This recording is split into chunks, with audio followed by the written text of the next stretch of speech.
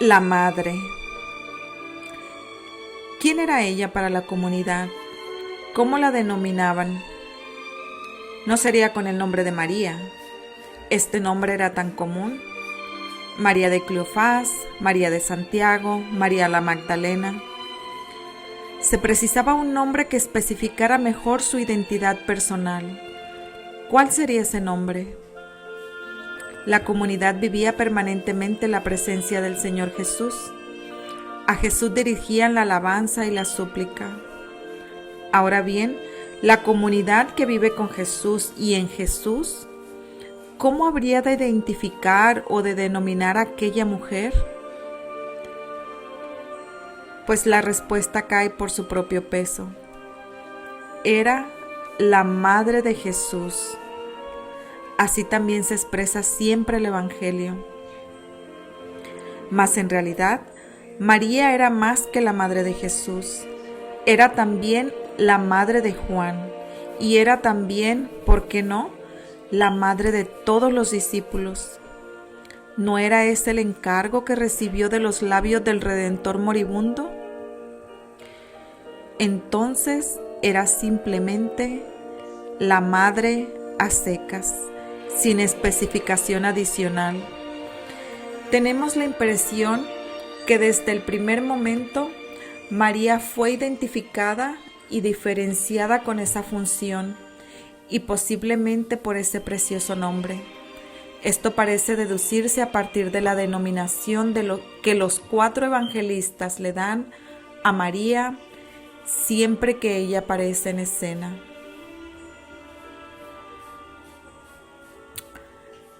Veremos en otro lugar de qué manera Jesús, mediante una pedagogía desconcertante y dolorosa, fue conduciendo a María desde una maternidad meramente humana a una maternidad en fe y espíritu. María había dado a luz a Jesús en Belén, según la carne. Ahora que llegaba el nacimiento de Jesús según el espíritu, Pentecostés, el Señor precisaba de una madre en el espíritu. Y así Jesús fue preparando a María a través de una transformación evolutiva para esa función espiritual. Debido a eso, Jesús aparece muchas veces en el Evangelio como subestimando la maternidad meramente humana.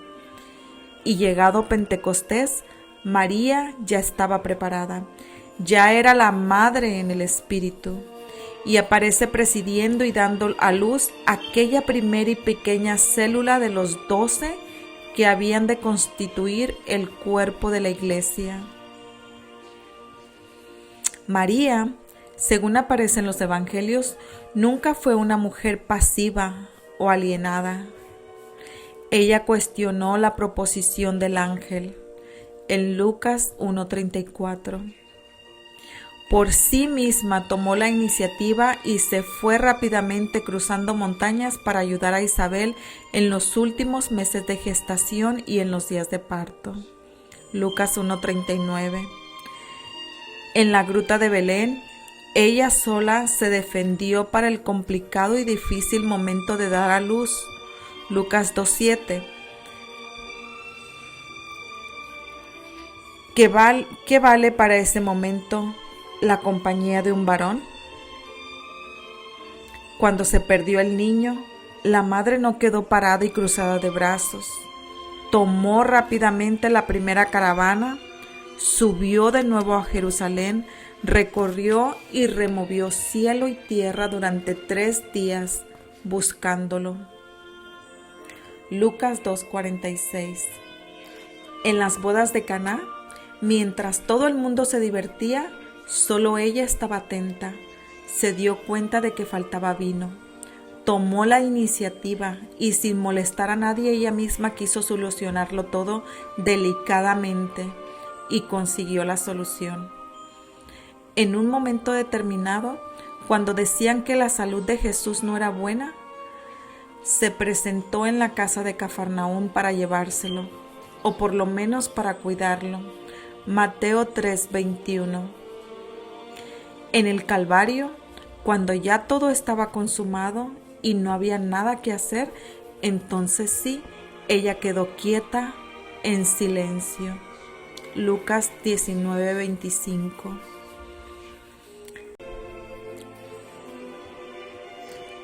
Es fácil imaginar qué haría una mujer de semejante personalidad en las circunstancias delicadas de la iglesia naciente. ¿Qué palabras diría el grupo de discípulos cuando partían hacia lejanas tierras para proclamar el nombre de Jesús? ¿Qué palabras de fortalezas diría a Pedro y Juan después que estos fueron arrestados y azotados? Ella, tan excelente receptora y guardadora de noticias. Lucas 2:19. Podemos pensar cómo transmitiría las noticias sobre el avance de la palabra de Dios en Judea y entre los gentiles. Hechos 8:7.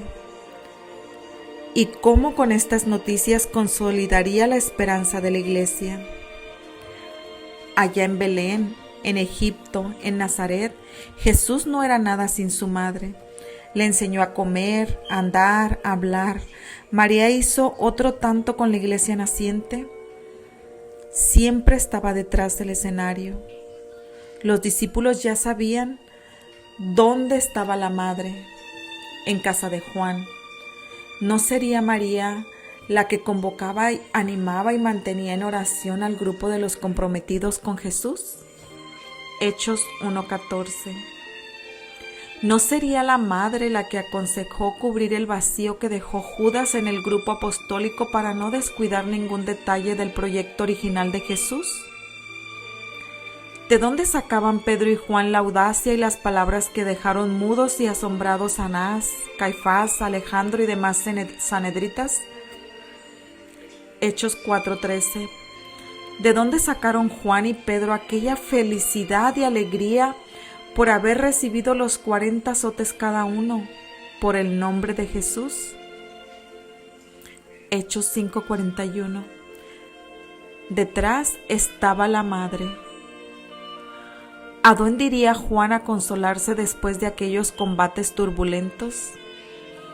¿Acaso no convivía con la madre? ¿Quién empujaba a Juan a salir todos los días al templo y a las casas particulares para proclamar las estupendas noticias del Señor Jesús? Hechos 5:42. Detrás de tanto ánimo, vislumbramos una animadora.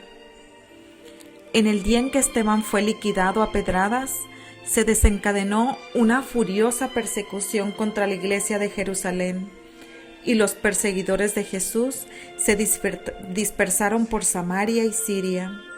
Los apóstoles, sin embargo, decidieron quedarse en la capital teocrática. Hechos 8:1. En ese día, ¿dónde se congregaron los apóstoles para buscar consuelo y fortaleza? ¿No sería en casa de Juan, junto a la madre de todos? Juan y Pedro aparecen siempre juntos en esos primeros años. Si María vivía en casa de Juan y éste era alentado y orientado por la madre, ¿no haría ella otro tanto también con Pedro? Ambos, Pedro y Juan, no tendrían sus reuniones en casa de Juan juntamente con María, a quien veneraban tanto. ¿No sería ella la consejera, la consoladora, la animadora, en una palabra, el alma de aquella iglesia que nacía entre persecuciones? ¿No sería la casa de Juan el lugar de reunión para los momentos de desorientación, para los momentos de tomar decisiones importantes? Si advertimos la personalidad de María y partimos de sus reacciones y comportamiento general en los días del Evangelio, dentro de un cenáculo normal de probabilidades, podemos acabar con la siguiente conclusión. Todas esas preguntas deben ser respondidas afirmativamente. La Biblia fue escrita dentro de ciertas formas culturales. Muchas de sus páginas se escribieron en una sociedad patriarcal, en una atmósfera de prejuicios respecto a la mujer. Es un hecho conocido que tanto en el mundo grecorromano como en el mundo bíblico por aquel entonces la mujer estaba marginada. En este contexto no era de buen tono que un escritor destacara la actuación brillante de una mujer, si no fuera por ese prejuicio. De cuántas maravillas no nos hablaría el libro de los Hechos, maravillas silenciosamente realizadas por la madre. Allá, entre los años 90 y 95, cuando el hijo, Juan, tenía más de 80 años, recordaba una historia ya lejana pero siempre emocionante. En el momento culminante, desde la cruz, alguien le dio un encargo con carácter de última voluntad. Juan, cuida con cariño a mi madre, hazlo en recuerdo mío. Quiso decirle mucho más que eso, pero también eso. Desde entonces pasaron muchos años, pero ahora solo recordaba que la acogió en su casa. Nada más, pero cuánta vida encierran esas breves palabras, cuánto significan. ¿Cómo fue aquella vida? ¿Cómo era la altura y la profundidad de la comunión entre estos dos seres excepcionales? A Juan ya lo conocemos. Su alma se transparenta en sus escritos como un espejo, ardiente como el fuego, suave como la brisa. Juan es un hombre cariñoso, de esa clase de personas a las que la soledad las abate y en la intimidad se abren como una flor. A María ya la conocemos, silenciosa como la paz, atenta como un vigía, abierta como una madre. Parece que nunca se dio en este mundo una relación de tanta belleza entre dos personas. ¿Cómo fue aquello? ¿Quién cuidaba a quién? ¿El hijo a la madre o la madre al hijo? Existen ciertas palabras en el diccionario que, de tanto repetirse, pierden el encanto. Esas palabras en esa relación entre María y Juan recuperaron su frescura original. Cariño, delicadeza, cuidado, veneración, todo eso y mucho más fue tejiendo la intimidad envolvente dentro de la cual vivieron estos dos privilegiados. Fue algo inefable. Cuando ellos dos hablaban de Jesús y evocaba cada cual sus recuerdos personales, y en esa meditación esas dos almas penetrantes y ardientes comenzaban a navegar en las aguas profundas del misterio trascendental del Señor Jesús. Aquello debió ser algo nunca imaginado. El Evangelio de Juan ¿no será el fruto lejano de la reflexión teológica entre María y Juan? ¿Cómo sería el cuidado y la atención de Juan sobre los últimos años de la vida de la madre, cuando sus fuerzas declinaban notoriamente y su espíritu tocaba las alturas más altas? ¿Cómo sería el suspenso, la pena, cómo decir, casi adoración, cuando Juan asistió al tránsito inefable de la madre y cerró sus ojos? Juan fue seguramente el primero en experimentar aquello que nosotros llamamos la devoción a María, amor filial, admiración, disponibilidad, fe.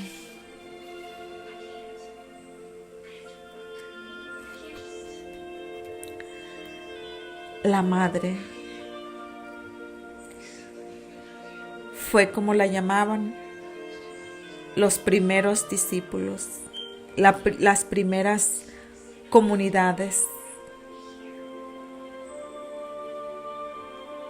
La iglesia naciente dirigida por María, la madre, nuestra madre.